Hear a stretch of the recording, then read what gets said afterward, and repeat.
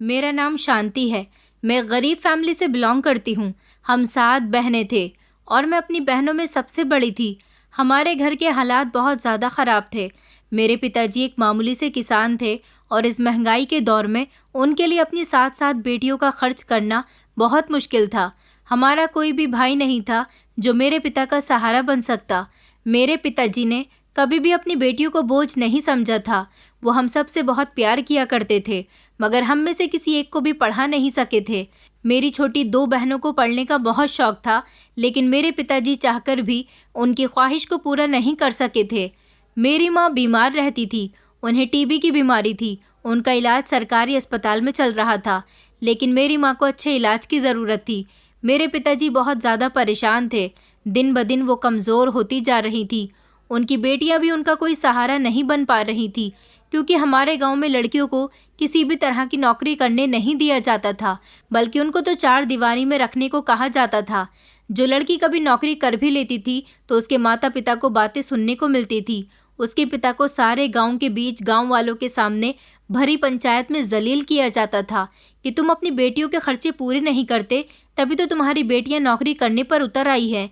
एक पिता अपनी बेटियों के लिए बहुत कुछ करता है, लेकिन वो कभी नहीं चाहता कि उसकी बेटियों को लेकर कोई उसकी बेइज्जती करे। मेरे पिताजी भी नहीं चाहते थे कि भरे गांव के बीच उनकी बेइज्जती हो। हमारे घर के हालात बहुत ख़राब थे। मैं सबसे बड़ी थी। घर के सारे कामकाज मैं ही करती थी और मैं अपनी बाकी बहनों में समझदार भी ज़्यादा थी। इसलिए मुझे अपने माता पिता और घर के हालात की बहुत ज़्यादा फिक्र रहती थी। हम 3 बहनें जवान थीं। मेरी उम्र 27 साल हो चुकी थी। गांव के लोग मेरे माता पिता पर मेरी शादी का दबाव बनाने लगे थे। उनसे कहते थे कि तुम्हारी बड़ी बेटी की उम्र अब 27 साल हो चुकी है, तुम लोग अपनी बेटी की शादी कब करोगे। अब उनको कौन बताता कि शादियां फ्री में तो नहीं होती, और लोग भी इतने अच्छे नहीं होते कि सिर्फ अपने बेटों के लिए दूसरे की बेटी को अपने घर की बहू बनाकर ले जाएं। आजकल तो इतनी महंगाई हो गई है कि लोग चाहते हैं कि उन्हें दहेज भी ज़्यादा मिले और उनकी बहू जेवरात भी ज़्यादा लेकर आए। मैं बहुत खूबसूरत थी। मेरे बहुत रिश्ते आते थे, लेकिन जो भी रिश्ता आता था वो लोग पहले लेन देन की ही बात किया करते थे। इस बात पर मेरे माता पिता खामोश हो जाते थे, क्योंकि लेन देन के लिए उनके पास कुछ भी नहीं था। उनके लिए उनकी कुल पूंजी उनकी बेटियां ही थीं। कभी कभी मुझे अफसोस होता था। मैं सोचती थी कि काश मैं लड़का होती तो आज अपने पिता का सहारा बनकर उनके बोझ को मैंने बांट लिया होता, मगर मैं तो एक लड़की हूँ और हमारे गांव में लड़कियों को ज़्यादा अहमियत नहीं दी जाती है। मैं बड़ी परेशान थी कि मैं अपने माता पिता के लिए क्या करूं, जिससे मेरे घर के हालात भी बेहतर हो सकें और उनकी परेशानियां भी कुछ कम हो जाएं। मैंने अपने माता पिता से इस बारे में बात की थी कि मैं आप लोगों का सहारा बनना चाहती हूँ। मैं कहीं पर नौकरी करना चाहती हूँ। अगर आप लोग चाहें तो मुझे गाँव में ना सही, लेकिन शहर में नौकरी करने के लिए भेज सकते हो। मैं वहाँ जाकर किसी अस्पताल में या किसी बड़े बंगले में नौकरानी बन के नौकरानी का काम कर लूँगी। इससे हमारे घर में कुछ पैसे आ जाएंगे। गांव वालों को भी इस बारे में कुछ पता नहीं चलेगा। बस इतना कह देना कि मैं अपने किसी शहर के रिश्तेदार के यहाँ रोज़ आना जाना करती हूँ। गांव वालों को इस बात की कानों कान खबर नहीं होगी और घर के हालात में भी सुधार आ जाएगा। पिताजी, आखिर कब तक हम लोगों के लिए इतनी मेहनत करेंगे। हम 9 लोगों का परिवार है और अकेले पिताजी के लिए 9 लोगों के परिवार को चलाना बहुत मुश्किल काम है। मेरी बात मेरे माता पिता ने बहुत तसल्ली से सुनी थी। मेरे पिताजी भी चाहते थे कि उनको किसी दूसरी कमाई का सहारा मिल जाए, मगर जो सब मैंने उन्हें बताया था ऐसा होना इम्पॉसिबल था। मेरे पिताजी ने मुझे समझाया कि बेटी, तुमने जो कुछ कहा है वो बिल्कुल ठीक है। मुझे गर्व है अपनी बेटी पर जो अपने पिता की इतनी फिक्र करती है, मगर कोई भी बात हमेशा छुपी नहीं रह सकती। कभी ना कभी तो गांव वालों को ये बात पता ही चल जाएगी कि तुम शहर में नौकरी करने के लिए जा रही हो, और तुम जानती हो कि बेटियां जब नौकरी करने निकल जाती हैं तो हमारे गांव में उनके माता पिता को किस तरह से जलील किया जाता है। मैं भूखा मरना पसंद करूंगा, मगर गांव वालों के सामने अपनी और अपनी बेटियों की बेइज्जती नहीं करवा सकता। मैं तो बस जल्द से जल्द एक एक करके तुम सब बहनों की शादी कर देना चाहता हूँ। यही मेरा फ़र्ज़ है और यही मेरी जिम्मेदारी भी है और यही मेरा कर्तव्य है। मेरी बेटियाँ मुझे बहुत प्यारी हैं। मैं अपनी बेटियों को मुश्किल में नहीं डालना चाहता। जैसी भी मुश्किल है, जितनी भी मुश्किल है, वह मैं खुद ही देख लूँगा। तुम लोगों को परेशान होने की ज़रूरत नहीं है। अगर भगवान ने इस दुनिया में हमें भेजा है तो वो इस सब का हल भी ज़रूर निकालेगा। अपने पिताजी की बात पर तो मैं भी खामोश हो गई थी। मैं कभी भी अपने माता पिता की मर्जी के खिलाफ नहीं गई थी। हम सातों बहनों में से किसी ने भी अपने माता पिता के साथ कभी ऊंची आवाज़ में बात तक नहीं की थी। हमारे माता पिता ने हमें बहुत अच्छे संस्कार दिए थे। हम बहनें हमेशा अपने माता पिता का कहना मानते थे और सब बहनें एक दूसरे के साथ मिलजुल कर रहते थे। माँ को तो घर में कोई काम भी नहीं करने देते थे। घर के सारे काम हम बहनें ही मिलकर कर लिया करते थे। जैसे ही पिताजी घर आते तो हम उनको खाना दिया करते और उनकी सेवा में लग जाते थे, क्योंकि हम जानते थे कि हमारे पिताजी बहुत थके हुए आए हैं। अपनी बेटियों की सेवा पाने के बाद मेरे पिताजी बहुत खुश होते थे। उनको लगता था कि जितनी अच्छी उनकी बेटियां हैं, शायद उनका बेटा होता तो वो भी उनकी बेटियों की बराबरी नहीं कर पाता। मेरे पिताजी कहते थे कि मेरी बेटियां मेरी सारी थकान दूर कर देती हैं, मेरी इतनी सेवा करती हैं कि मुझे कभी महसूस ही नहीं होता कि मैं घर थक हार कर आया हूँ। हम बहनें बहुत खुश होते थे जब पिताजी हमारी तारीफ किया करते थे। जिंदगी इसी तरह से गुजर रही थी। भगवान से प्रार्थना करने के अलावा हमारे पास और कोई चारा भी नहीं था। हम हमेशा यही सोचते थे कि भगवान ने हमें इस दुनिया में भेजा है तो वो हमारे लिए अन्न का इंतज़ाम भी कहीं ना कहीं से कर ही देता है। मेरे माता पिता काफ़ी दिनों से मेरे लिए रिश्ते देख रहे थे, मगर हर बार रिश्ता लेन देन की बात पर आकर ही ख़त्म हो जाता था। आज भी कुछ दिन पहले ही मेरे लिए एक रिश्ता आया था जो कि मेरे पिताजी के दोस्त का बेटा था। मेरे पिताजी के दोस्त तो काफ़ी समय पहले ही मर चुके थे। उनके दो बेटे थे। बड़ा बेटा तो शहर में नौकरी करता था और उसने शहर में ही शादी कर ली थी।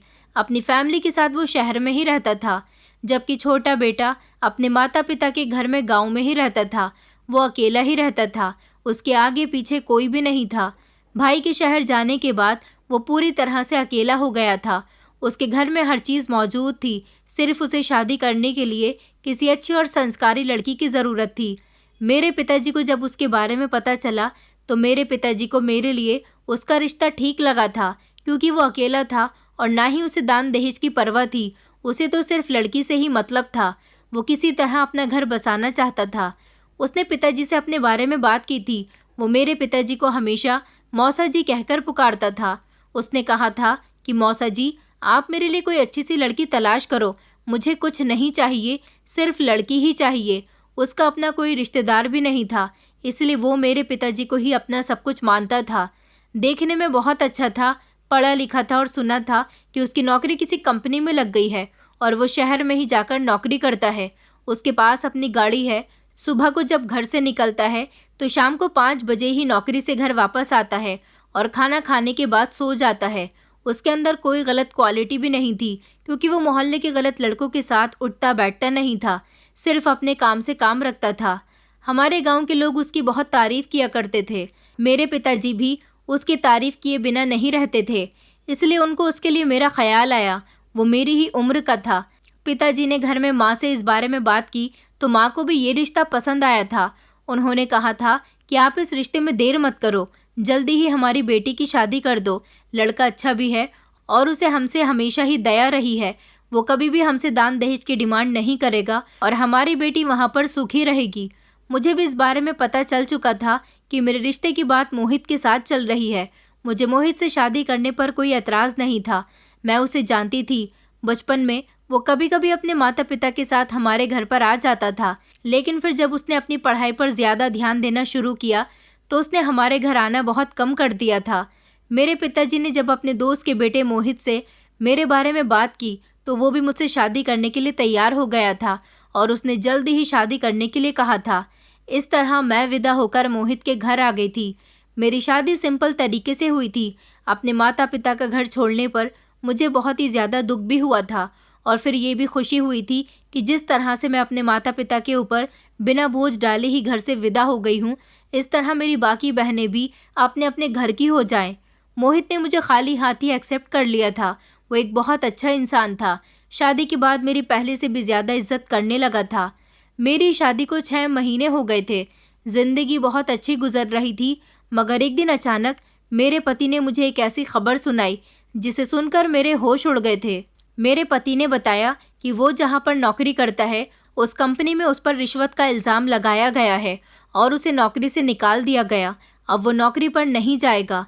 मेरा पति जितना भी कमाता था मैं उससे घर में गुजारा कर लिया करती थी, लेकिन मेरे पति की नौकरी चले जाने से मेरे घर के हालात बहुत ज़्यादा बिगड़ गए थे।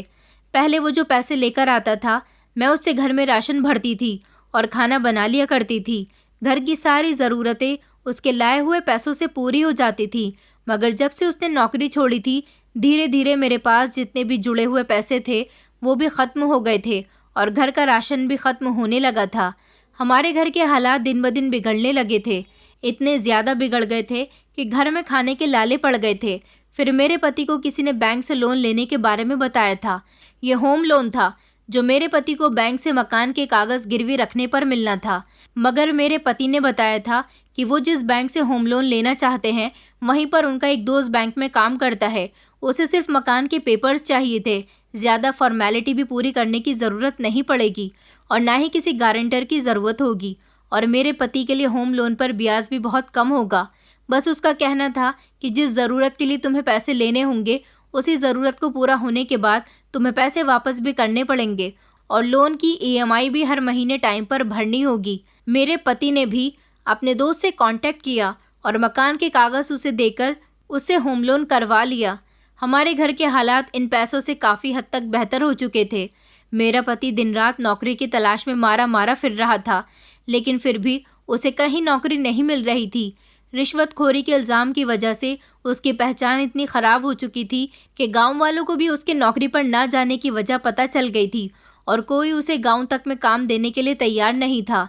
मेरा पति काफ़ी पढ़ा लिखा था, इसी वजह से वो शहर में जाकर एक अच्छी नौकरी कर रहा था, लेकिन अब कहीं से भी नौकरी की कोई जुगाड़ नहीं बन पा रही थी। ऐसे में मेरे पति ने लोन लिया था, वो भी लगभग 4-5 महीने के अंदर ही ख़त्म हो चुका था।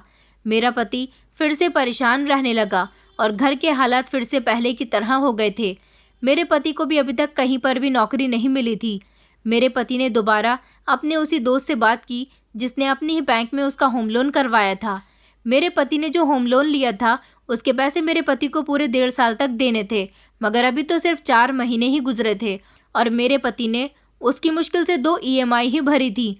अभी तक तो बैंक की तरफ से पैसे देने के लिए कोई फ़ोन कॉल नहीं आया था।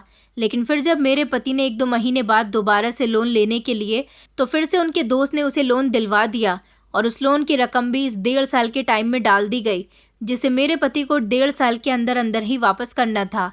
अब मेरे पति का कर्जा और ज़्यादा बढ़ गया था और वो परेशान रहने लगा था। इस दौरान जब मैं अपने मायके जाती थी तो मैंने भी अपने घर वालों को ये नहीं बताया था कि मेरे पति ने होम लोन लिया हुआ है। उनको सिर्फ इतना पता था कि मेरे पति की नौकरी नहीं है। मेरी माँ मुझे परेशान देखती थी तो मुझे तसल्ली देती थी कि सब कुछ ठीक हो जाएगा, लेकिन कुछ भी ठीक नहीं हो रहा था। कर्ज की रकम की वजह से फ़िलहाल हमारा घर तो चलने लगा था, मुश्किल से ही सही मगर गुजर बसर हो रहा था।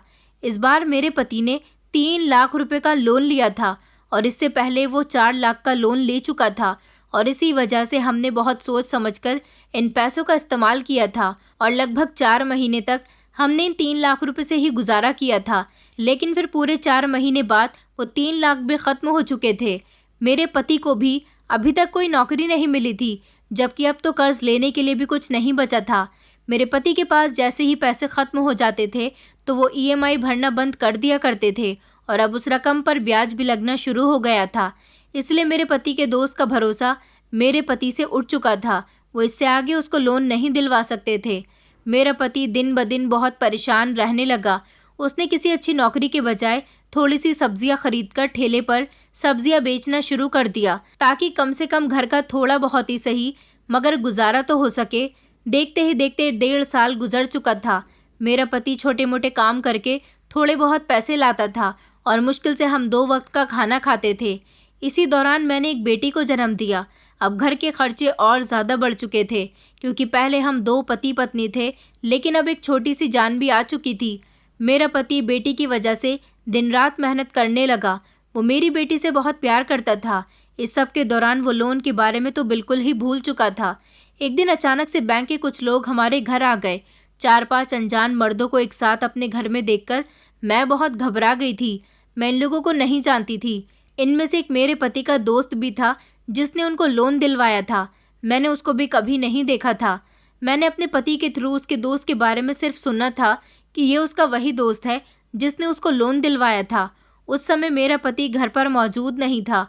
वो घर के दरवाजे पर खड़ा हुआ घर के अंदर आने की कोशिश कर रहा था। इससे पहले वो घर के अंदर कदम रखता, मेरा पति अचानक ही आ गया। मैंने सुकून की सांस ली और फौरन ही अपनी बेटी को लेकर कमरे के अंदर चली गई। मेरे पति ने जैसे ही अपने दोस्त और उसके साथ खड़े हुए बैंक के 3-4 आदमियों को देखा तो वो डर गया, क्योंकि उसने सुन रखा था कि बैंक की ईएमआई टाइम पर जमा ना करने पर बैंक के लोग पुलिस को बाद में भेजते हैं। पहले 2-3 बंदे डराने धमकाने और मारने पीटने के लिए भेज देते हैं। ये बात तो सब लोग अच्छी तरह से जानते थे कि बैंक से लोन लेना कोई आसान बात नहीं होती, और वैसे भी मेरे पति ने बैंक से लोन अपने मकान के कागज़ गिरवी रख कर लिया था। ये लोग किसी भी तरह हमसे हमारा ये घर छीन सकते थे। इस घर के अलावा मेरे पति के पास और था ही क्या। अगर उन्हें उनके पैसे सही टाइम पर दे दिए जाएं तो हमारा घर बच सकता था और ना ही वो लोग हमें कोई नुकसान पहुंचाएंगे। लेकिन अगर उन्हें पैसे सही टाइम पर नहीं दिए गए तो वो लोग हमसे हमारा घर तो छीन ही लेंगे, बल्कि पूरे गांव में हमारी बेइज्जती भी हो जाएगी। मेरे पति के दोस्त ने ईएमआई भरने के लिए कहा तो मेरे पति ने मुश्किल से ही सही मगर उसे साफ साफ बता दिया कि उसके पास पैसे नहीं हैं और पहले से ही उसका गुजारा बहुत मुश्किल से चल रहा है। मेरे पति ने अपने दोस्त को समझाने की बहुत कोशिश की थी कि वो उस पर दया करे, क्योंकि अब उसके पास एक छोटी सी बेटी भी है और महंगाई के दौर में गुजारा करना बहुत मुश्किल हो रहा है। लेकिन बैंक के लोगों को तो इन सब बातों से कोई फ़र्क ही नहीं पड़ता था। उन्हें तो सिर्फ और सिर्फ लोन के पैसों से मतलब था। मेरे पति का दोस्त उन्हें 2 महीने का टाइम और दे गया था और उसने कहा कि अगर 2 महीने के अंदर अंदर तुमने पैसे नहीं दिए तो तुम्हारा घर खाली करवा लिया जाएगा और तुम्हारे सामान को भी घर से बाहर फेंक दिया जाएगा। मेरे पति के दोस्त ने कहा कि मैंने तुम्हें अपनी जिम्मेदारी पर बैंक से लोन दिलवाया था कि तुम एक ईमानदार इंसान हो, बैंक की ईएमआई ईमानदारी से भरते रहोगे। यही वजह थी कि मैं तुम्हारा गारंटर बन गया था। मैंने बैंक वालों से तुम्हारे बारे में बात की थी, मगर तुमने तो मेरी नाक कटवा दी। अब मैं आगे तुम्हें और समय नहीं दे सकता। सिर्फ 2 महीने का ही टाइम है। तुम्हें जो भी करना है वो इस टाइम पर ही करना है। ये कहकर वो लोग हमारे घर से जा चुके थे, मगर मेरा पति एक नई मुसीबत में फंस चुका था। हमें कुछ समझ नहीं आ रहा था कि आखिर हमें क्या करना चाहिए। मेरे पति ने मुझसे पूछा कि तुम्हारे पास कोई कीमती चीज़ पड़ी है जिसे बेचकर थोड़े बहुत पैसों का इंतज़ाम हो सके। मैंने अपने पति को बताया, मेरे पास ऐसी कोई कीमती चीज़ तो नहीं है, मगर एक छोटी सी नाक की नथ है जो मुश्किल से 7-8 हज़ार की होगी। ये नथ मुझे मेरे बचपन में मेरी नानी जी ने तोहफे में दी थी। उस समय सोने की ज़्यादा कीमत नहीं होती थी।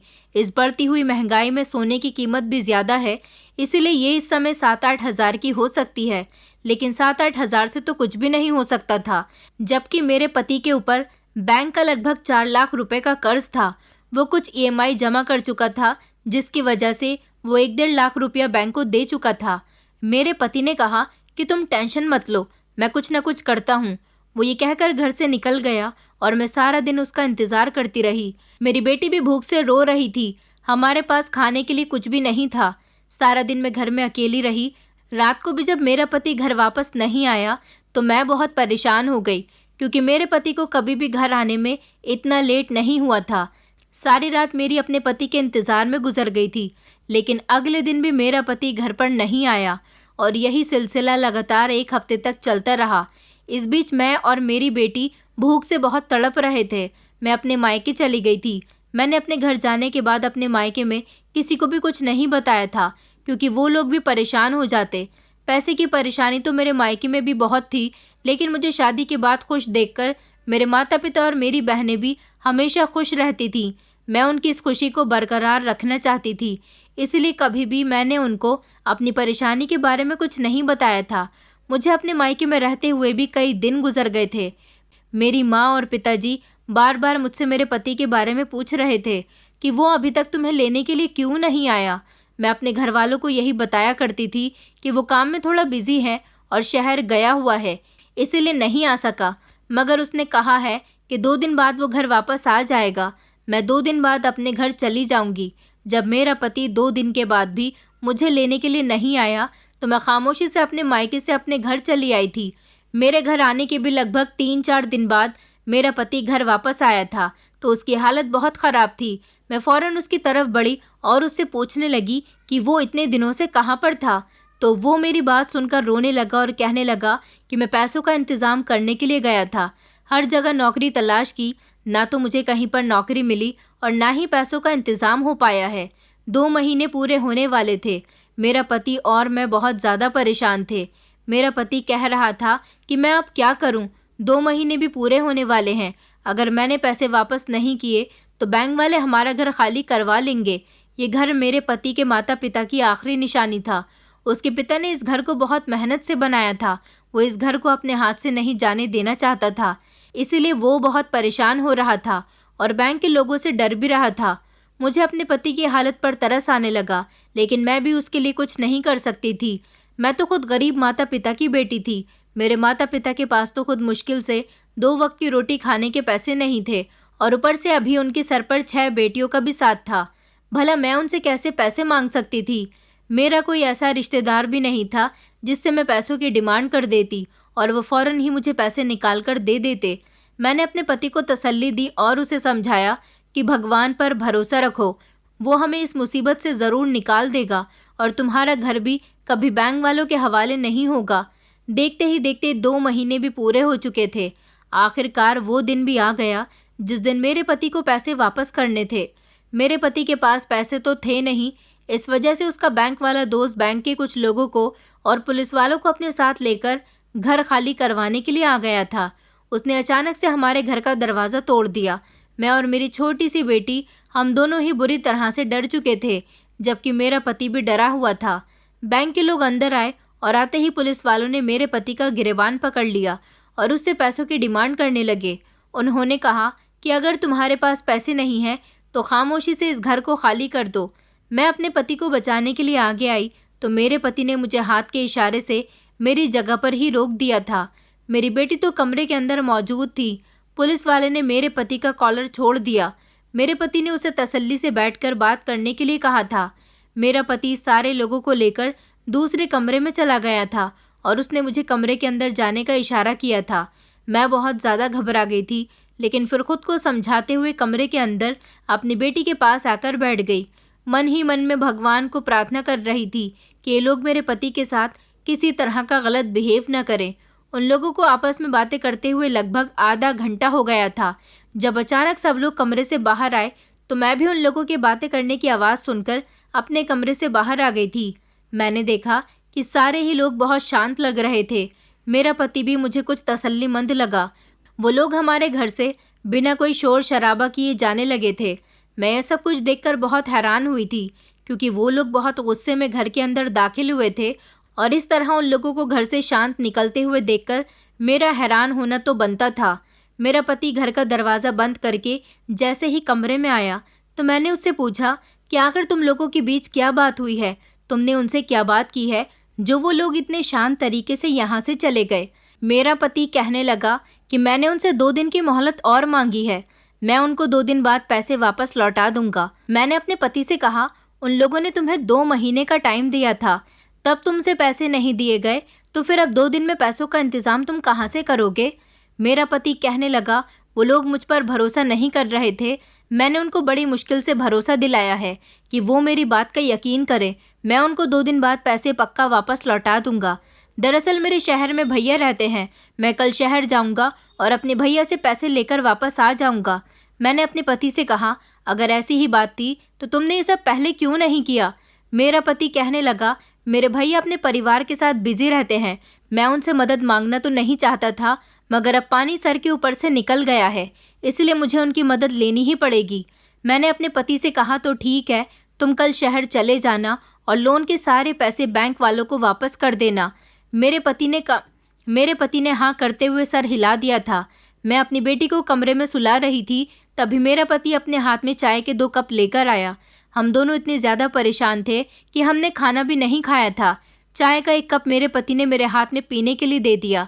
मैंने अपने पति से कहा कि आपको चाय बनाने की क्या ज़रूरत थी? आप मुझे बता देते, मैं चाय बना लाती।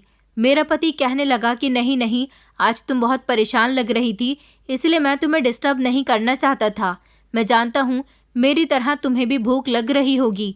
खाने को तो पैसे नहीं हैं, मगर चाय पीकर ही गुजारा कर लो। मेरा पति ये बात कहते हुए बहुत शर्मिंदगी महसूस कर रहा था। मैंने अपने पति को तसल्ली देते हुए कहा कि सब कुछ ठीक हो जाएगा, तुम्हें टेंशन लेने की ज़रूरत नहीं है, मैं तुम्हारे साथ हूँ। मेरा पति कहने लगा, मुझे इस बात का यकीन है कि तुम मेरे साथ हो और तुमने मुझे बहुत तसल्ली दी है। मेरे पति ने फिर मुझे चाय पीने के लिए कहा। मेरी बेटी तो सो चुकी थी। चाय पीने के बाद मुझे भी अचानक तेज़ की नींद आने लगी थी। मेरा दिमाग चारों तरफ चकराने लगा था। बस मन कर रहा था कि मैं आंखें बंद करके गहरी नींद में सो जाऊं। अभी ज़्यादा समय नहीं हुआ था। हम दोनों पति पत्नी रात के 11 बजे तक ही सोते थे, लेकिन आज ना जाने क्यों मुझे रात के 9 बजे ही इतनी गहरी नींद आ रही थी कि मैं चाय का कप रखते ही बिस्तर पर लेटकर सो गई थी। लेकिन अगले दिन जब मेरी आँख खुली तो मेरे होश उड़ गए थे, क्योंकि मैं अपने घर में नहीं किसी और के घर में मौजूद थी। ये कालीशान कमरा था और यहाँ पर ज़रूरत का हर सामान मौजूद था। ये कमरा किसी अमीर इंसान का कमरा लग रहा था। मेरी समझ नहीं आ रहा था कि आखिर ये मैं कहाँ आ गई हूँ। मैं इस कमरे को देखकर घबराने लगी थी और इधर उधर नज़र दौड़ाकर इस कमरे को पहचानने की कोशिश कर रही थी। मुझे अच्छी तरह से याद था कि मैं कल रात अपने कमरे में सोई थी, तो फिर मैं यहाँ कैसे और क्यों आ गई थी? ये किसका घर है? मेरी कुछ समझ में नहीं आ रहा था। फिर अचानक कमरे का दरवाज़ा खुला और कमरे के अंदर एक आदमी आया था।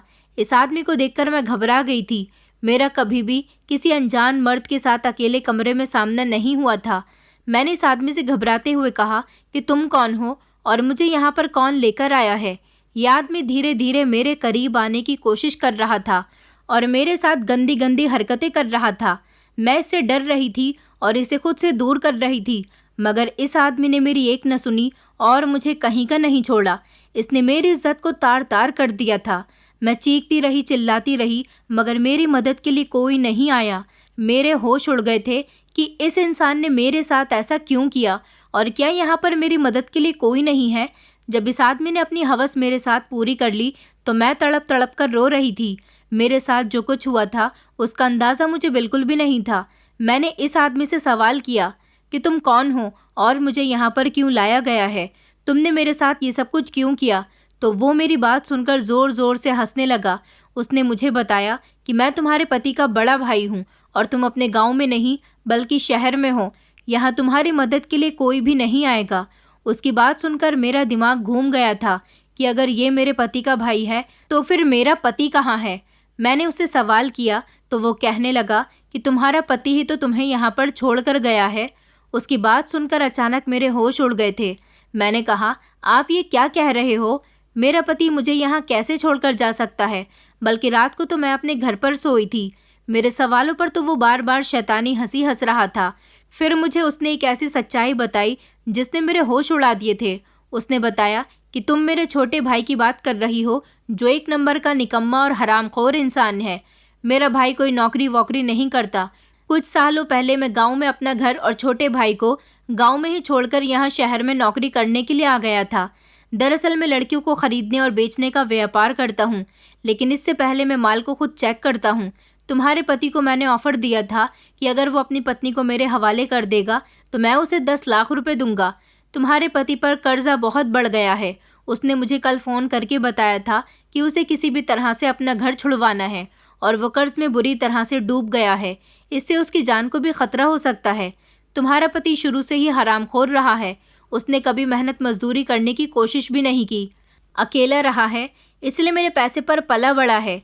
मैंने उससे कहा था कि अगर घर पर कर्ज कर ही लिया है तो फिर घर को बेच दो, लेकिन वो घर को नहीं बेच सकता था, क्योंकि अगर घर बिक जाता तो फिर वो कहाँ रहता। मैंने तो उसे शहर में अपने पास रखने से साफ इनकार कर दिया था। सुना था कि अभी 2 साल पहले वो कहीं किसी कंपनी में नौकरी कर रहा था। वहाँ पर रिश्वत के केस में फंस गया था। मेरे पास आना चाहता था, मगर मैंने उसे साफ इनकार कर दिया था कि मेरे पास हरामखोर इंसान के लिए कोई जगह नहीं है। इतना ही बहुत है कि मैं तुम्हें थोड़े बहुत पैसे दे देता हूँ। फिर तुम्हारे पति ने मुझे बताया कि उसने शादी कर ली है और उसके पास एक बेटी भी है और वो तुम दोनों की खातिर इस घर को नहीं बेच सकता। मैंने अपने छोटे भाई से कह दिया था कि अगर तुम्हें पैसे चाहिए तो तुम्हारे लिए एक ऑफ़र है। तुम 24 घंटे के लिए अपनी पत्नी को मेरे पास भेज दो और इसके बदले मैं तुम्हें इतने पैसे दूंगा कि तुम्हारा कर्ज भी चुकता हो जाएगा और तुम काफ़ी समय तक इन पैसों को बाद में भी इस्तेमाल कर सकते हो। वो मेरी बात सुनकर गुस्सा तो हुआ था, मगर वो शुरू से ही खुददार इंसान नहीं है। जज्बात में बह गया था, इसलिए मुझ पर गुस्सा करने लगा। फिर उसे समझ आया कि अपनी पत्नी को मेरे हाथ 24 घंटे के लिए बेचने पर उसको कितना ज़्यादा फ़ायदा हो सकता है। वो डर रहा था कि अगर इस बारे में तुम्हें पता चल गया तो तुम्हारा क्या रिएक्शन होगा और वो तुम्हें यहाँ तक कैसे लाएगा। फिर मैंने उसे पूरा प्लान समझाया। कल रात तुम्हारे पति ने तुम्हें चाय में नींद की दवाई मिलाकर दी थी। जब तुम बेहोश हो गई तो वो तुम्हें मेरे पास ले आया था। वो रात के लगभग 3 बजे मेरे पास आया था। उसके बाद मैंने तुम्हें इस्तेमाल किया, लेकिन तुम इतनी ज़्यादा खूबसूरत हो कि मुझसे अब भी रहा नहीं गया। मुझे तो तुम्हें देख देख कर अफसोस हो रहा है और हंसी भी आ रही है। मेरा भाई तो एक नंबर का निकम्मा और बेवकूफ़ है, लेकिन तुम तो मुझे समझदार लगती हो। तुम ऐसे इंसान के साथ अपनी ज़िंदगी कैसे गुजार रही हो? मेरा भाई कोई काम धंधा नहीं करता। मुश्किल से उसे नौकरी भी मिल गई थी, तो वो भी उसके हाथ से निकल गई। इसीलिए तुम्हें खुश करने के लिए उसने शादी के बाद अपने घर को गिरवी डाल दिया और इस तरह से तुम्हारा और अपना पेट भरकर वो इंसान जवान होते हुए भी मेहनत मजदूरी करना नहीं चाहता।